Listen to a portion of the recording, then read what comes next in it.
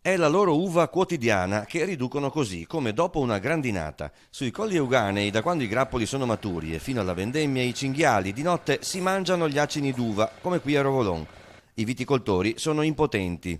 Loro vengono quasi ogni notte a fare il giro di ispezione a mangiare qualcosa. Ah, ogni notte? Ogni notte lo passano, sì, tranquillamente. Lei li sente? Sì che li sento, anche li vedo, però purtroppo non posso fare nulla, non posso fare. Perché veronese?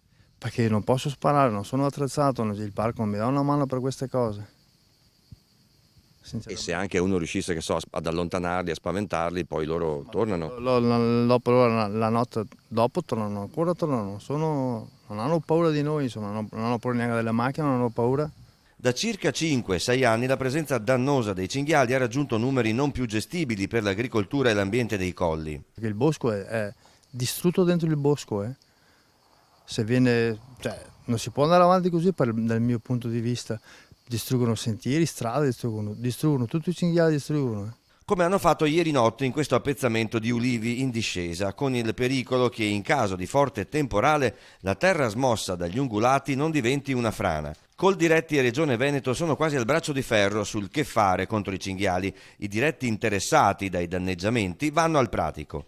Per me dovrebbero fare come fanno in Toscana, fare le battute organizzate ed eliminarne il più possibile, perché finché ne abbattono così 2 3, sì, come fanno i selettori, non riusciranno mai, ma poi mai, a eliminarli. Il danno causato da questi assaggi notturni dei cinghiali è difficile da quantificare, almeno il 10% del raccolto, se non di più, dice Veronese. E fanno quello che vogliono loro, insomma, sono liberi, non c'è nessuno che viene qua a fare qualcosa per proteggere questi raccolti.